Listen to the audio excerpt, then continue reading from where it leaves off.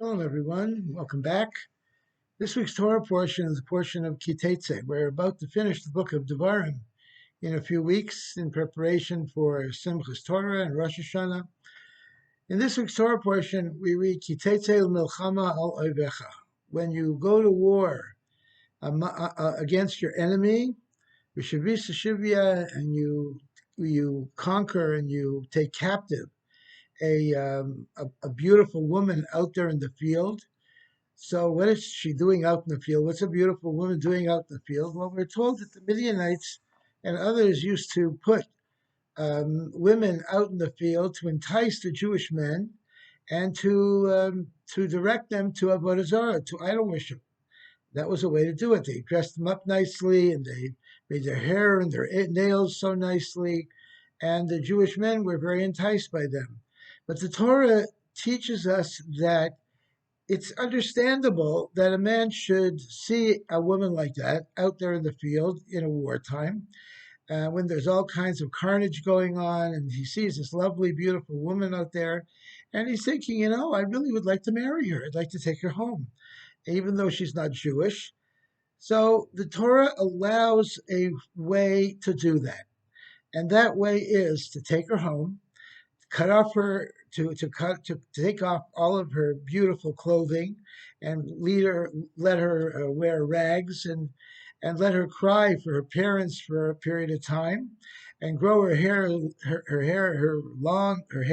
her nails long, so she becomes really repulsive to this man, and she's miserable all the time. And then if you still want to marry her, go ahead, but most likely, of course, he probably won't want to do that. Under certain cases, he will. But the Torah understands that sometimes there could be circumstances that will allow that, and the Torah gives ways to get around it and to do that, rather than say no, you can't marry her, and that's it, and go home and marry a nice Jewish girl. The Torah is realistic, and it's understandable that this can happen. In our day and age as well, Jewish men and Jewish women are out there in the field. They go to college, they're in the workplace, and they can tend to meet non-Jews out there as well. And it's an open world today. It's a very modern world today. And they want to marry that person. So the rabbis and the Torah and Halacha has a means by which that is possible, and that, of course, is the means of conversion, as long as it's done in the correct way, and it's done under proper halachic guidance with proper Orthodox rabbis. There are ways that it can be done, but again, it should be very cautiously done. On the other hand, you're treading on very dangerous ground when you do that, because you're coming from very different backgrounds and very different homes and religious outlooks and all kinds of things, even if there is a conversion. And it's very likely that such a marriage may not last. There's an expression, opposites attract, but the truth is they don't always stay together. And we find that intermarriages have a very high divorce rate. Even when there is a conversion involved, there can be a high divorce rate as well. But it is possible. And I personally know many couples who are intermarried who are doing very well and very happy. But it's certainly a very big chance that you take. The Torah tells us when you go out to war against your enemy, what is this war talking about? It's actually, our sages tell us, it's the war against the Hara, the evil inclination which is inside of each one of us. We have both a good inclination and an evil inclination inside of us, and they're both drawing us towards their way.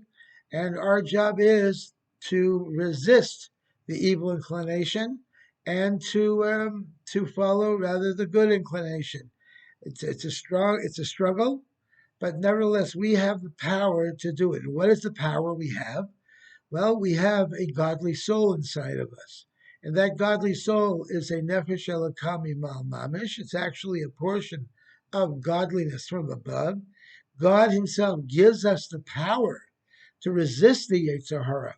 And it's a tremendous power. The Hara is enormous power also. It's drawn by the body and the physical urges that we all have. But the godly soul is stronger. And the godly soul will direct us into the proper way if we listen to it. And that's what the challenge of life really is, to follow the godly soul and to do the correct thing in life. If we're not sure what that way is, well, we can ask our parents, we can ask our rabbis, our teachers, and people around us will give us a good idea of what that way is. It's interesting that if we decide to do something and everyone around us is telling us, don't do it, you're going to make a big mistake, and we follow it anyways, we're probably making a big mistake. But if everyone is happy and joyous and say, oh, what a wonderful thing this is, then that's more likely that that's a good thing. This coming Shabbos in University City, we're having a big Shabbaton just a few weeks before Rosh Hashanah, sponsored by Morris and Evelyn Dairy. Thank you very much. There is no charge. We're having Rabbi Kalazon, a very well-known speaker, coming and speaking Friday night and Shabbos day. We're going to be davening together with the Sephardic Minyan and the Chabad Minyan, University City. And we'd like to encourage you all to come. You do need reservations. We need to know how many people are expected to the meals. So please let us know. The numbers are growing day by day. Let us know if you'd like to make a reservation. Call our office and let us know that you'd like to come. We'd love to have you. We're having a Torah dedication also in a few weeks. Excited about that. And of course, Rosh Hashanah and Yom Kippur are just around the corner. If you'd like to join us for Rosh Hashanah and Kippur, please join us. It's membership season now at the shul, but everyone is welcome. This year, you do not need to be a member. No year do you have to be a member for that matter.